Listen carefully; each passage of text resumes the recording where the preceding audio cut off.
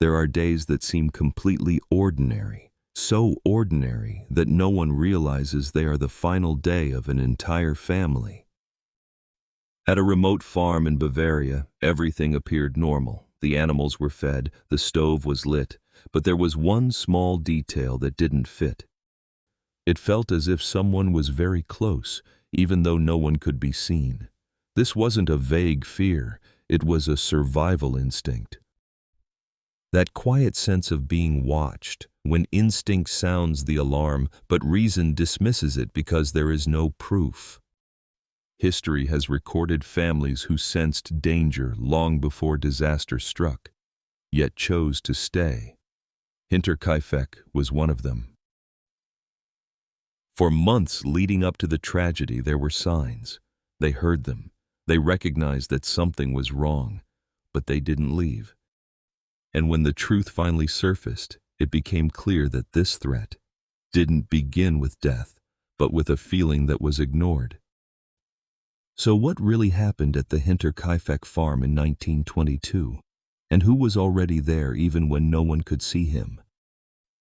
If you're drawn to real stories where human instinct collides with historical tragedy, consider liking this video and subscribing to the channel as we begin the search for answers. In 1922, rural Bavaria had not truly emerged from the First World War. The fighting had ended, but trust had not returned. Farmers relied on land, livestock, and long-established routines. The government was distant. Police were something people turned to only when there were no other options left. The Hinterkaifeck farm lay deep in the forest, built in 1863. It was not on a main road. There were no nearby neighbors. Few people passed through, and there was no reason to stop. The Gruber family had lived there for years. Andreas Gruber, 63 years old, was the head of the farm. His wife, Cecilia, was 72. Their daughter, Victoria, 35, lived with her two young children, Cecilia, 7, and Joseph, just 2. 3 generations under one roof, closed off, self-contained, and largely disconnected from the outside world. On the surface, nothing seemed unusual. The animals were cared for, the fields were worked. Daily tasks repeated in familiar patterns, enough to create the sense that everything remained under control. But Hinterkaifeck was not isolated by geography alone. The family was also cut off by its past. Andreas had been convicted of an incestuous relationship with his own daughter. Victoria was a war widow, living beneath rumors that never fully faded. In a small community, scandal does not disappear. It settles and waits. This produced an unspoken belief, but a powerful one. That family matters should remain inside the family. That calling the police meant scrutiny, interference, and the reopening of old wounds. That silence, even when unsafe, was easier than inviting outsiders in. At that moment, for them, everything still felt fine, not because there was no danger, but because the danger had become familiar. A family isolated not only by the forest, but by its own history. So if you were living under that kind of scrutiny, when danger had not yet taken a clear shape, would you have asked for help? The first signs did not appear in a single night. They arrived gradually, scattered and small enough to be ignored. Several months before the tragedy, the live-in maid at Hinterkaifeck left abruptly. She said she often heard noises coming from the attic at night. Sounds that did not resemble wind and did not resemble animals, along with a persistent feeling that someone was there, watching. She believed the house was haunted, and she never returned. At the time, no one treated this as a warning. An old farmhouse deep in the forest was expected to make strange noises. That explanation was accepted, and the matter was closed. Later, Victoria began to notice the same things. Footsteps above her at night. Moments that were brief, but enough to create the sensation of being watched. There was no evidence. No one appeared. And during the day, everything continued as usual. Then, another detail emerged. A newspaper from Munich was found inside the house.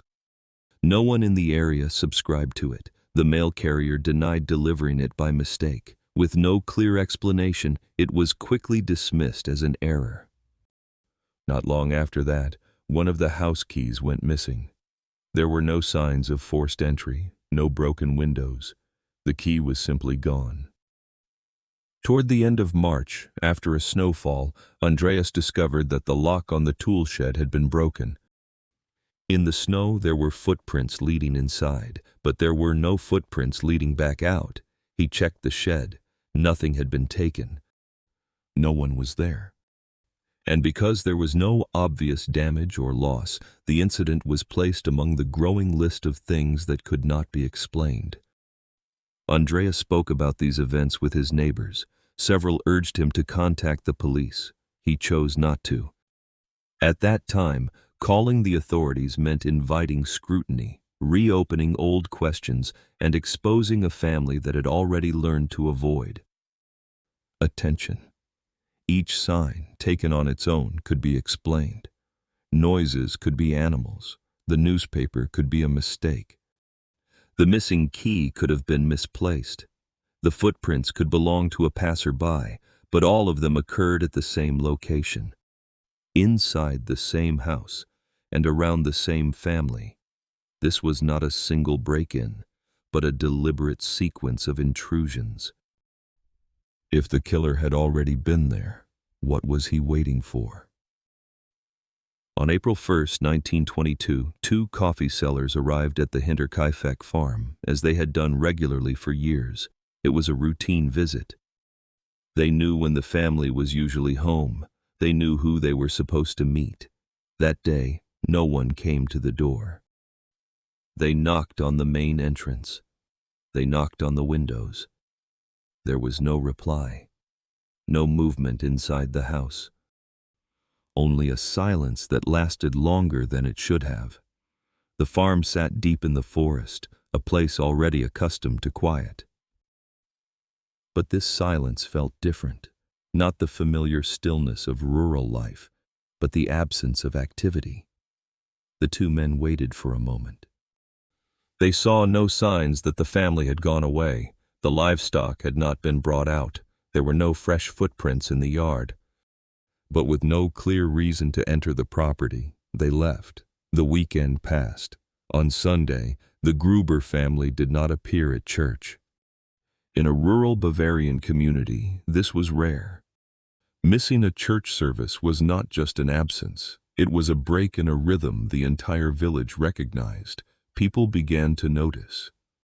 Still, no one went to the farm. The silence was now considered strange, but not yet dangerous. Then, at the beginning of the following week, young Kazilia failed to attend school. Not for one day, but for several days in a row. There was no explanation, no message. At that point, the silence no longer belonged only to the family. It spread outward, from the farm to the church and then to the school. The individual signs began to overlap. No one called it a disaster, but no one could honestly say that everything was still normal. When the entire village senses that something is wrong, yet no one steps inside. So who would be the first to break the silence? On the morning of April 4th, 1922, a mechanic arrived at the Hinterkaifeck farm to carry out work that had been scheduled in advance. This was not an unusual visit.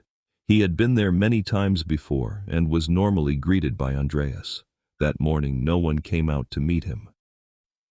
He called out from the yard. There was no response. Inside the barn, the livestock appeared restless. The family dog howled continuously without stopping. He waited for a while, watched the surroundings. There were no signs of activity inside the house.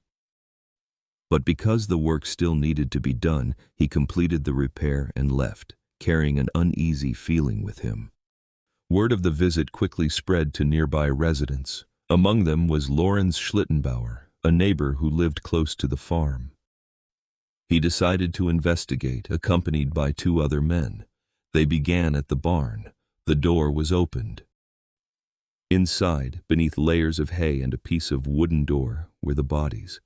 Andreas, Cecilia, Victoria, young Cecilia.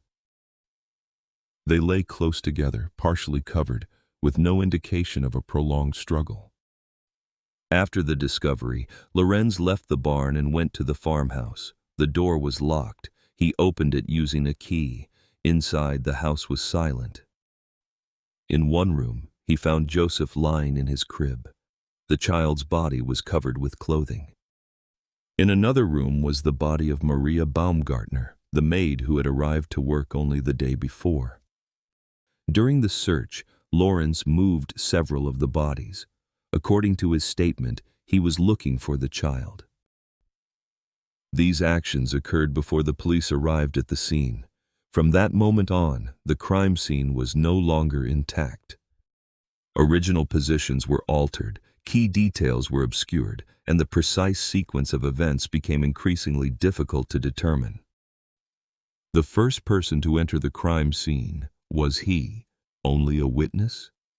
And what was lost along with the scene itself? The examinations were conducted directly inside the barn. There was no morgue, no controlled environment. The bodies were placed on makeshift tables built from wooden planks. Each victim was examined on site. Andreas suffered severe injuries to the head and face. Cecilia showed signs of catastrophic skull trauma. Victoria had injuries to both her head and neck. Young Cecilia's jaw was broken, clumps of her hair torn out and still clenched in her hands. Maria Baumgartner bore wounds similar to those found on Andreas. All of the injuries pointed to the same method of attack. The force was heavy. The blows were repeated. There was no indication of panic or chaos. Investigators concluded that the weapon was a mattock, an agricultural tool used for breaking soil and slaughtering livestock. It was not something brought from outside. It was a tool familiar to the farm. As the search continued inside the house, another pattern emerged. In the kitchen, there were signs of recently prepared food. Bread had been cut, dishes had been used, the livestock had been fed regularly. The stove had been lit, and the calendar inside the house had been torn forward to a later date. These were not the signs of an abandoned home. In the hayloft above the barn, police discovered a space that had been deliberately arranged. Hay was stacked to create a vantage point overlooking the entire farm. A carpet had been laid down to dampen the sound of footsteps. Ropes were tied to the beams, allowing for quick movement to the ground below. Nearby were human waste and discarded food scraps. There was no evidence of a brief intrusion. These were signs of prolonged occupancy. 1 year later, when the Hinterkaifeck farm was completely demolished, the blood-stained mattock was found hidden above the kitchen ceiling, beneath false floorboards. By then, one conclusion could no longer be avoided. The killer did not leave after the murders. He stayed for several days. After killing them, he did not run. Once the crime scene was no longer intact, the investigation began at a disadvantage. There was no clear trail pointing to a single perpetrator, only fragments of information and too many possibilities. The first name to draw attention was Lorenz Schlittenbauer. He had a complicated relationship with Victoria. At one point, he publicly acknowledged Joseph as his son. He was the first person to enter the scene. He possessed a key to the farmhouse, and he moved several of the bodies before the police arrived. Those details placed him at the center of suspicion. But there was no physical evidence linking him to the weapon, no eyewitnesses, no confession. The suspicion remained a hypothesis. Years later, another claim surfaced. A woman on her deathbed stated that the Gump brothers were responsible. The case was reopened. By then, one brother was already dead, and the other denied any involvement. There was no independent evidence to support the confession. Another lead pointed to the Schreier family. According to testimony recorded decades later, the mother of the Schreier brothers had once said her sons were involved in the murders. A specific detail stood out: a knife reported missing on the night of the killings. But by the time this information reached investigators, too much time had passed. There was no physical evidence left to examine, no way to verify the claim. The Bischler brothers were also named in the case files. They had previously worked at the farm. Threats had allegedly been made beforehand, and the Gruber family's dog was said not to bark in their presence. But these details existed only as statements. No official documentation supported them. The Toller family, known locally for prior thefts, was also considered. However, no evidence placed them at Hinterkaifeck during the period relevant to the murders. Finally, there was the theory involving Paul Mueller, a suspected serial killer believed to have carried out similar family massacres elsewhere. There were similarities in method, but no travel records, no proof he had returned to Germany at the time. Each theory contained elements that drew attention, but none met the legal threshold required to stand. There was no complete chain of evidence, no verified confession, no official conclusion. The investigation stretched on for years, then decades. Witnesses died. Physical evidence disappeared. The files grew thicker, but the truth did not. And as the number of explanations increased, one thing became increasingly clear. The more theories that emerged, the further the truth receded. In 1955, the Hinterkaifeck case was officially closed. There was no verdict. No one was held accountable, only a case file that grew thicker with time. The killer vanished from history, not because he was identified, but because there was no longer a way to identify him. Looking back at the course of events, the Gruber family was not living in ignorance. They sensed danger. The signs appeared early and repeated themselves. The surrounding community also noticed that something was wrong. The prolonged silence, the broken routines, the absence without explanation. But there was no action taken early enough to alter the direction of events. There was never a moment when control was fully regained.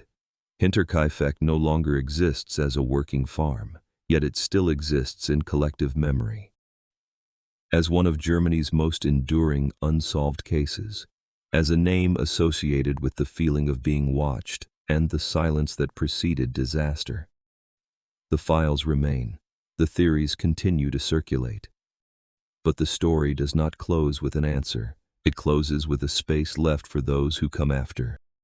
If you were to notice those signs, would you stay or would you leave? If you're interested in real stories where small decisions lead to irreversible consequences, consider liking this video, subscribing to the channel, and leaving a comment with your thoughts. Thank you for watching. We'll see you in the next video.